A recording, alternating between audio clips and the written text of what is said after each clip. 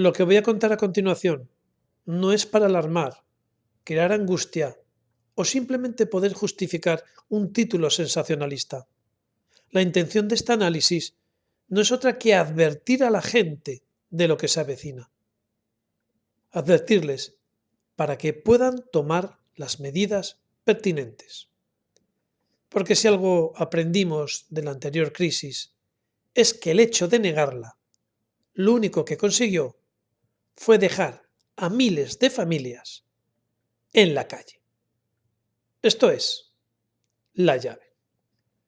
Efectivamente, muchos gobiernos, bien por razones electorales o bien por no crear una alarma que detraiga el consumo, ocultan a sus ciudadanos la llegada de una crisis económica. Y esto es un error, porque como se demostró en la crisis del 2008, el no hacerlo no evita que la crisis llegue, ni siquiera la retrasa significativamente. Lo único que consigue es que a muchas familias las pille desprevenidas y se queden por el camino. La mayoría de los desahucios y pérdidas de hogares que se produjeron en la crisis del 2008 las sufrieron familias que compraron sus viviendas meses antes de que la crisis económica fuera reconocida como tal. Es decir, se hipotecaron cuando ya se sabía que la crisis estaba en marcha. Si esas familias hubieran sabido que se avecinaba una crisis económica, ¿se hubieran embarcado en una hipoteca? El año pasado se matricularon en España, según fuentes de la DGT, unos 10.000 camiones.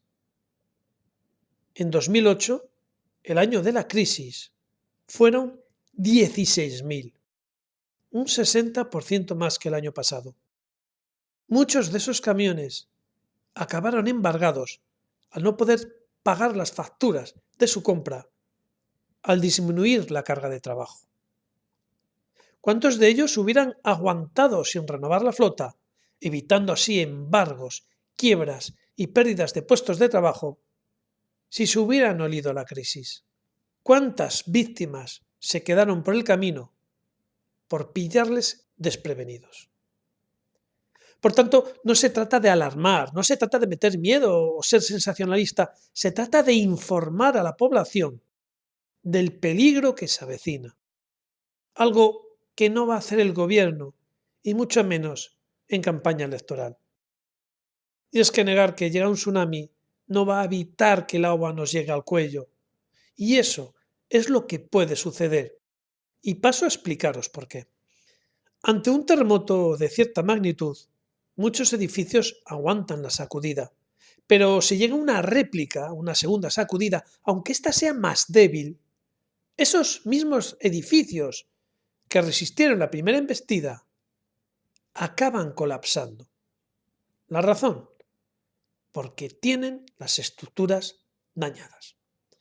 Pues bien, el terremoto económico que nos acecha no es una réplica, es un seísmo con una intensidad igual o superior a la anterior. El detonante de la anterior crisis fue la caída de Lehman Brothers, lo cual fue suficiente para generar un efecto dominó que acabó ocasionando un derrumbe de los activos financieros. Y en España el estallido de la burbuja inmobiliaria, un sector ligado necesariamente a la financiación hipotecaria. Pero la crisis que nos acecha es peor, y lo es porque no es de origen económico, es de origen geopolítico. Aquí tenemos unos actores donde están propiciando una guerra comercial entre la primera y la segunda potencia económica del mundo, a la que se suma una guerra arancelaria entre Europa y Estados Unidos, un desequilibrio político en los mayores países productores de petróleo y una posible salida caótica de la Unión Europea por parte del Reino Unido. Todo esto acompañado de una errática política medioambiental donde Europa ha apostado fuertemente por el diésel de cero emisiones en un mercado global donde China lleva años apostando por el eléctrico, dejando con ello a Europa fuera de juego. Y esto no es una crisis pasajera, es un movimiento masivo de piezas en el tablero mundial donde se está reordenando la partida. Y es que Estados Unidos le ve las orejas al lobo. Está viendo con preocupación cómo China está a punto de desbancarle de su puesto de primera potencia mundial. Y lógicamente está maniobrando para evitar que eso ocurra. ¿Qué puede hacer Estados Unidos? Pues lo que ya está haciendo. Dejar a Europa en la cuneta, crear un nuevo espacio comercial donde Australia, Canadá, India y el continente americano sean los nuevos socios preferentes, quedando en el otro bloque Asia, Europa y África, donde China tiene grandes inversiones. Pero, ¿por qué Europa ha dejado de ser socio preferente de la administración Trump? ¿A qué viene esta hostilidad? Podría entrar en muchos datos geopolíticos, geoestratégicos o comerciales, pero lo voy a resumir en una sola idea, que no es una idea baladí. China, el mayor competidor de los Estados Unidos, es el mayor tenedor de deuda pública de la eurozona. Si Europa se hunde, China tendría graves problemas. Y esto tiene que saberse, porque hemos pasado de ser amigos a enemigos. Lógicamente, Trump está muy interesado en un Brexit duro. Apoyó en su día a Nigel Farage y hace lo propio con Boris Johnson. Y es que todo lo que sea debilitar Europa, bienvenido para Trump. Pero, ¿cómo afecta todos estos factores a España? ¿Por qué esto incide en una situación peligrosa en la economía nacional? Pues porque la afecta en muchos frentes. España es el mayor exportador de aceite de oliva de los Estados Unidos, pero además del aceite de oliva, estamos hablando de vinos de calidad, quesos, jamón y un largo etcétera de bienes agroalimentarios de los que Estados Unidos es uno de nuestros principales clientes.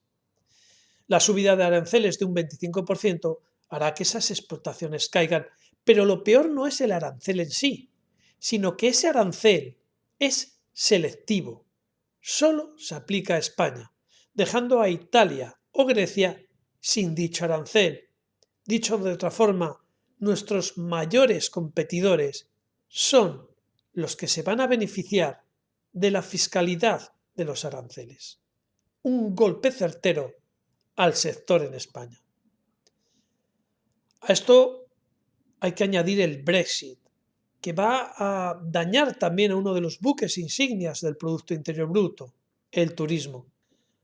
Hay que recordar que el colectivo británico es el que más visita nuestro país, estando a la cabeza con más de 18 millones de turistas, siendo además muchos británicos los que residen en España durante una larga temporada. Un Brexit duro haría descender notablemente esa cifra, ya que debilitaría la libra frente al euro, encareciendo los paquetes vacacionales en España. Dificultaría igualmente la movilidad transfronteriza y se perderían derechos básicos como la sanidad gratuita que se tiene en cualquier país de la Unión Europea. Eso por no hablar de las exportaciones de productos agroalimentarios en los que las Islas Británicas son también nuestros primeros compradores. Por otra parte, una mala política de la Unión Europea afecta a nuestro principal sector industrial.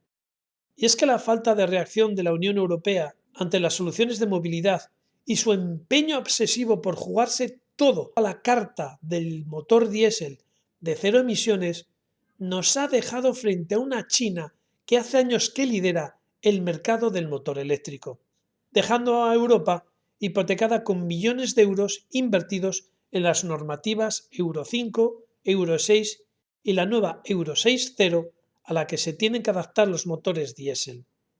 Dicho de otra forma, y para que entendáis el problema del motor diésel, es como si Europa hubiera apostado fuertemente por los vídeos beta, mientras el resto del mundo lo hiciera por los VHS. ¿Cómo afecta esto a España? Pues afecta y mucho. España es el segundo fabricante de automóviles de Europa y el octavo del mundo, con toda su tecnología volcada en los diésel y los gasolina. ¿Qué va a pasar cuando estos vehículos se prohíban? Francia declara que en 2030, hablo de 2030, prohibirá la venta de vehículos de combustión interna. India hará lo mismo. Israel lo propio. Dinamarca igual. Y China en el 2040.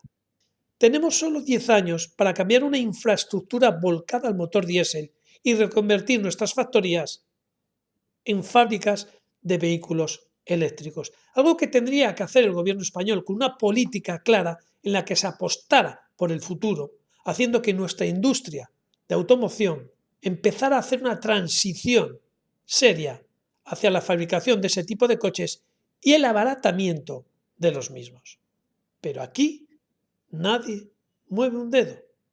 Estamos hablando de apenas 10 años. Tiempo muy justo si no se empieza ya a tomar medidas. Y si no se hace, acabaremos como los músicos del Titanic, tocando el violín mientras nos hundimos. O dicho de otra forma, fabricando coches hasta que ya nadie los compre.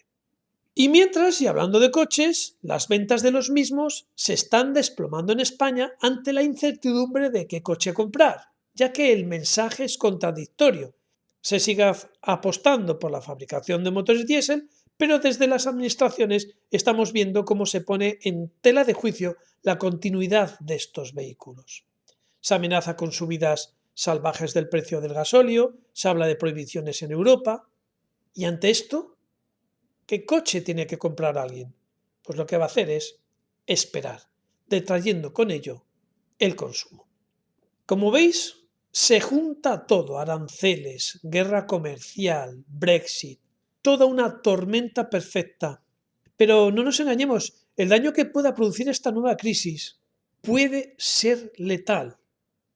Y os explico por qué.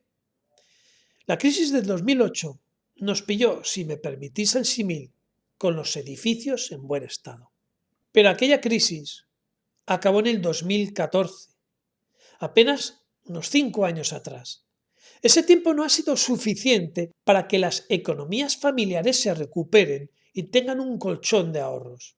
Todavía no estamos, ni de lejos, a los niveles de consumo, salarios o capacidad adquisitiva del 2007. Y lo que es peor, los países menos todavía. Atentos a los datos que os voy a dar. En 2007 la deuda española, es decir, el dinero que debía este país, era el 37% del PIB. Es decir, afrontamos la crisis con poco endeudamiento. Hoy, a las vísperas de una nueva crisis, tendríamos que enfrentarnos con una deuda del 100% del Producto Interior Bruto. Casi 3 veces más que en la anterior crisis.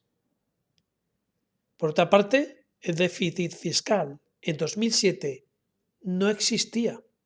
Cerramos el ejercicio previo a la crisis con un superávit de 20.000 millones de euros.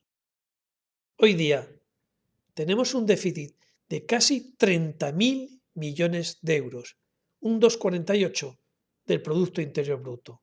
Es decir, en la primera crisis nos enfrentamos con dinero en la cartera y ahora nos enfrentamos con un saldo negativo de 30.000 millones. Y para redondear, el crecimiento económico de los años previos a la crisis eran mayores que los actuales, es decir, va a pillar a la economía y particularmente a las familias con menos dinero que en la anterior.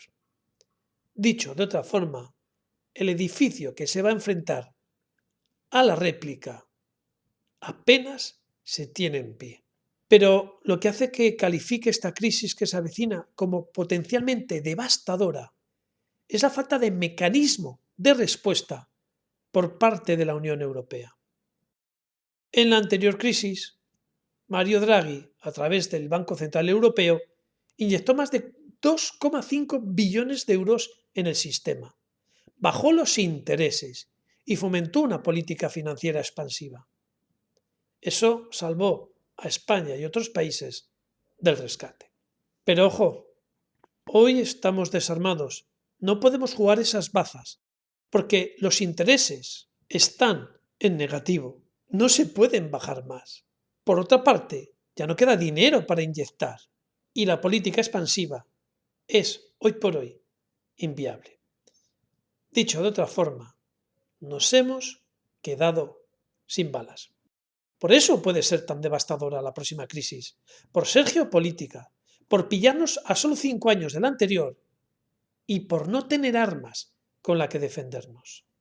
Y eso tiene que saberse, porque no nos lo van a decir, van a negarlo o quizás maquillarlo, ya que casualmente, al igual que la última crisis, esta vuelve a pillarnos en plena campaña electoral. Así que, si hay gente que te importe, comparte esta información. Hazles estar atentos antes de endeudarse, ya que sea hipotecariamente o cualquier otra inversión a compraros una segunda residencia, compraros un coche, gastar un dinero. Vale, pero pensároslo 2 veces, sobre todo si la inversión va a tener riesgos, porque lo que no quiero es que esta vez las primeras olas del tsunami nos pillen en la orilla. En nuestro próximo vídeo analizaremos el ascenso de China a la mayor potencia del mundo. Veremos las claves que la han llevado ahí y por qué pienso que ese proceso es irreversible. Además, nos vemos como siempre aquí en La Llave.